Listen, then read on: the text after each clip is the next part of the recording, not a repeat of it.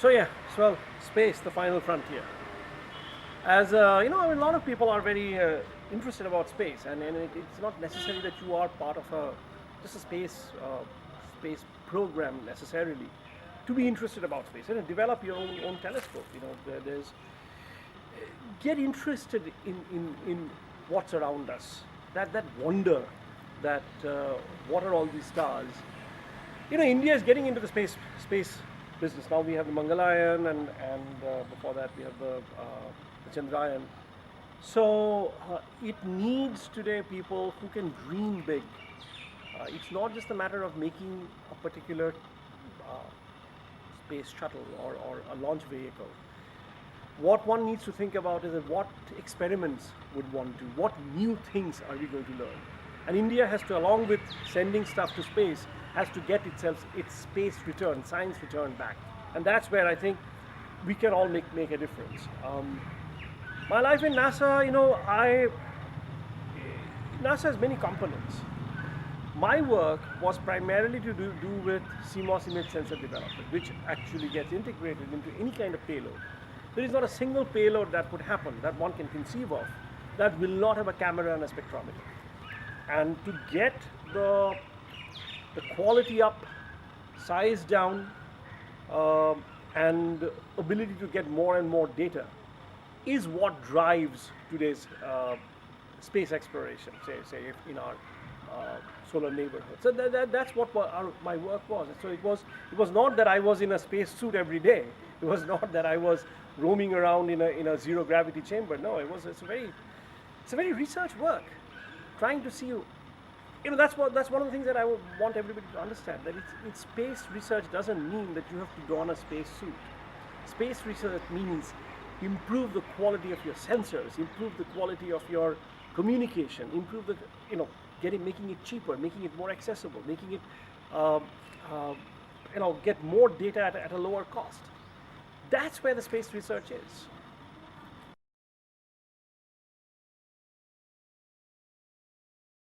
So shifting gears, huh? I think, well, I would encourage everybody to shift gears. I think sooner or later, if you are not reinventing yourself, you become a cog in the wheel. And there's nothing wrong in being a cog in the wheel, because you need that. You need division of labor. You need to move things along. But if you cannot think of things in a different way,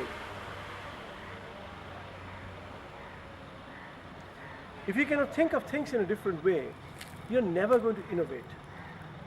One of the things that I want to point out is that, and something that I spoke about today as well, is that in India we have far more emphasis on analytical skills, on theorizing, and far less emphasis on doing something hands-on, building something new.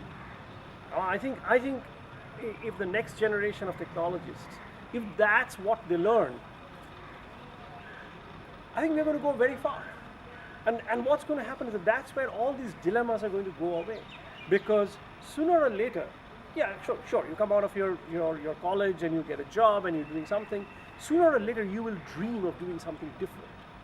And for me, it was a matter of jumping into nothingness. Because I think I was telling somebody the other day that when I went into filmmaking, when I went into my film set, that was the first time I set foot on any film set. The only reason I could do it is because I believed in myself. And it's extremely important for anybody who's doing anything, normal, abnormal, supernormal, whatever you call it, have faith in yourself. There are going to be naysayers. You know, even our new technology, you know, you're shooting this on Canon D500 or something? Nikon. Oh, it's a Nikon, okay. So the technology, the sensor that's taking this picture, that was developed by us, that was invented by us. And when we invented that CMOS image sensing technology, nobody took us seriously. They all said that, oh, hey, this is something that would be great for writing a few journal articles and be done with it. And look what happened. CMOS image sensors and digital image sensor technology changed everything. So the point is,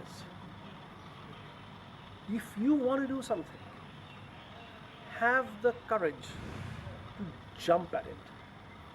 You know, there is nothing that you can predict ahead of time how it's going to work out. You can sit back and think about, oh, this may not work out, that may not work out, this, it's impossible. But till you have taken the leap, and then I say taking the leap, jump out of the cliff, that's when you will know how to develop your wings. That's where you will create your wings and then ride with it and soar.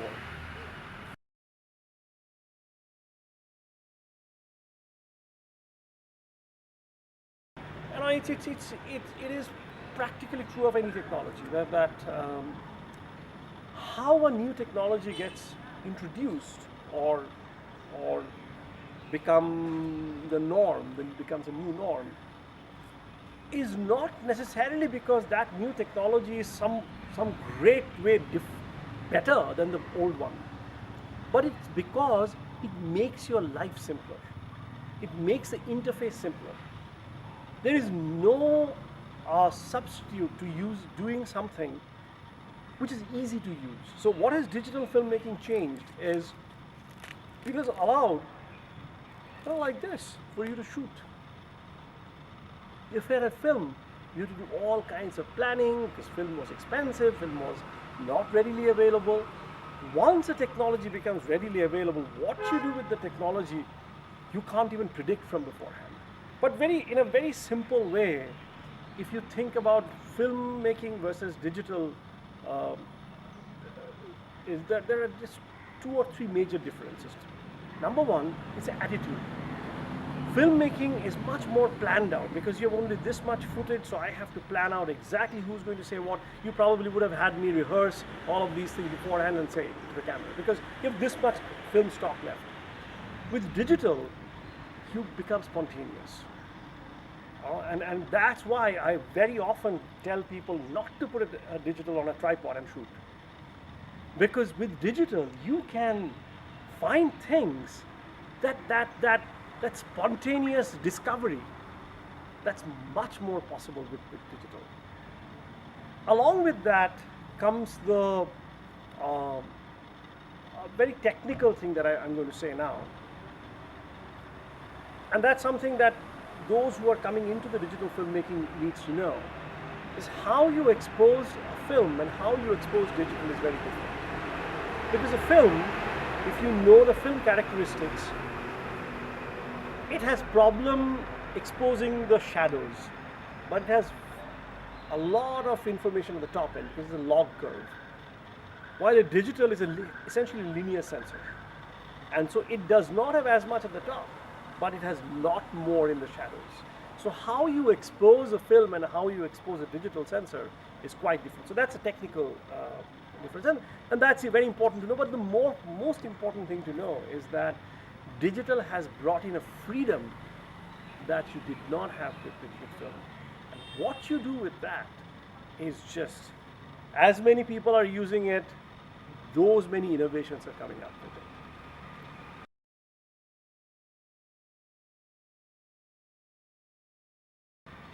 I think I'd say 2 very different things. One is, I think KGP, and it's thanks to my professors, gave me a foundation, technical foundation that's so important that even now, when I've now become a filmmaker, but I still consult for a number of companies. I'm in the technical advisory board of a few companies. For 4 or 5 months, I move away from technology and go in shooting movies or writing my script and so on. But 4 months later, when I go back to the technology, or for the last 4 or 5 years, I have not been directly working in the technology field. I find that I know more of that stuff than even people who have been working at it for 4, 5, 6 years. And the reason why I think that has happened is that because IIT gave me a very strong technical foundation from which I could reason out what has to happen. The second thing IIT has given me, and I think that I cannot I cannot say more of is this can-do attitude. I think IIT gives you a confidence, a self-belief that yeah, I can do it. And it's because of that.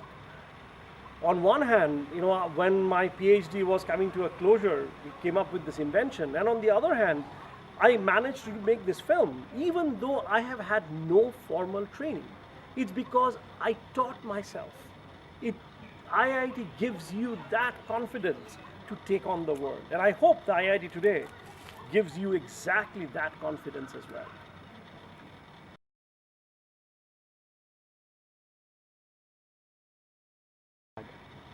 Oh, that's a tough question because I don't know. Yesterday when I was sitting in the hall and I saw this undergrad sitting in this huge big hall of some 300-400 people, I kind of imagine myself there, and I think at that level nothing probably has changed. And when I said IIT ka tempo hai hai, everybody joined in. So probably at some level, students, that inquisitive mind, that can-do attitude probably remains the same. I think at the same time, it's not the same world. I mean, today's kids have grown up with digital technology, with Wi-Fi. We didn't have any of those things. So I would be very interested to know how IITians today are thinking. Are they more risk-taking than us or less risk-taking? I think IITians in general have been risk-taking because they have been entrepreneurs, they have been managing big companies. But if there's one thing I would tell IITians today to do, it's to think outside the box even more. When I went to the US, the first thing I learned was to use my hands.